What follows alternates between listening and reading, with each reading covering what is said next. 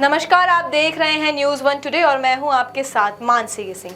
टाटा समूह के चेयरमैन रहे रतन टाटा अक्सर खबरों में बने ही रहते हैं, कभी किसी व्यापार के कारण तो कभी अपनी उपलब्धियों के लिए मिलने वाले सम्मान के लिए।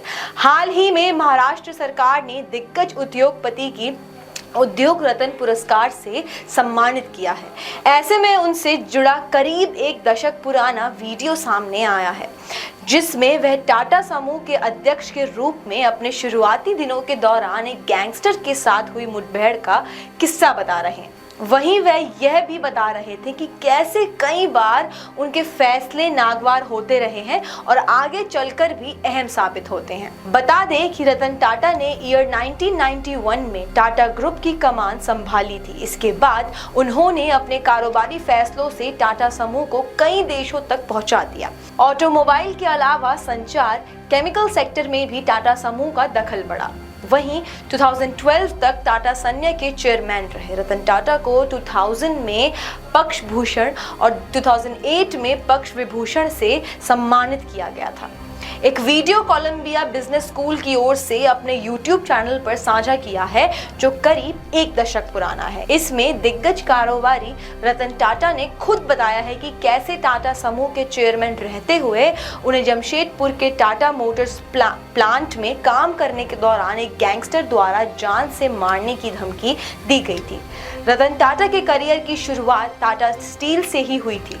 टाटा स्टील और टाटा मोटर्स में काम करने के दौरान वह जमशेदपुर में रहते थे। इस दौरान ही यह घटना घटी थी। उन्होंने कहा कि उनका सामना एक खतरनाक गैंगस्टर से हुआ था।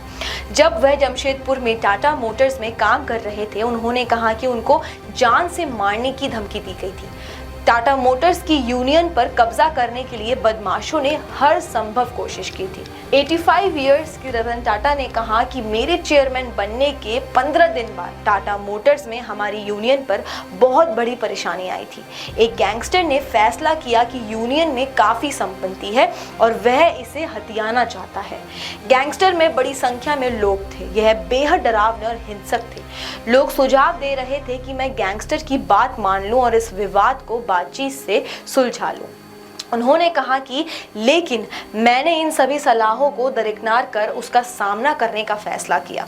उन्होंने बताया कि उस वक्त पुलिस भी असहाय थी और गैंगस्टर टाटा मोटर्स प्लांट के कर्मचारी पर हमला कर रहा था। अरबपति ने कहा कि खतरनाक गैंगस्टर ने डराने और संदेश भेजने के लिए टाटा मोटर्स के कुछ अधिकारियों पर चाकू से भी हमला किया था। गैंगस्टर से लगातार धमकियां मिलती रही, लेकिन मैंने नहीं झुकने का फैसला कर लिया था। उन्होंने कहा कि बदमाश यही नहीं रुके। गैंगस्टर ने हड़ताल करा दी और हमले के डर से कर्मचारियों ने काम पर आने पे भी इनकार कर दिया। टाटा ने कहा कि मैं कर्मचारियों से बात करने के लिए खुद प्लांट में रुका रहा। इस दौरान मैंने बोनस की घोषणा कर दी, जिसके बाद हड़ताल समाप्त हो गई। उद्योगपति के अनुसार गैंगस्टर कथित तौर पर टाटा मोटर्स के कर्मचारियों पर हमला करने के लिए लोगों को लाया था और पुलिस भी असहाय थी। हालांकि वह डरे नहीं और डटे रहे, जिसका परिणाम स्वरूप गैंगस्टर को पकड़ लिया गया। हालांकि जब वह जेल से रिहा हुआ तो गैंगस्टर ने उन्हें मारने की सुपारी भी दी। उन्होंने गैंगस्टर की धमकियों के आगे झुकने से इनकार कर दिया और जिस चीज में उनका विश्वास था उसके लिए खड़े रहे। उन्होंने प्लांट में रहकर और श्रमिकों को अपने कर्तव्यों को फिर से शुरू करने के लिए प्रोत्साहित करके बहुत साहस दिखाया। उन्होंने कहा कि लोग चाहते थे कि मैं उनके साथ बात कर लूं, लेकिन मैंने ऐसा कभी नहीं। इस पर पीछे मुड़कर देखने पर पता चलता है कि मैं इसे किसी अन्य तरीके से कभी नहीं करता। आज के लिए बस इतना ही। आपकी इस खबर पर क्या राय है, हमारे कमेंट बॉक्स पर जरूर बताइएगा। तब तक के लिए देखते रहिए न्यूज़ वन टुडे।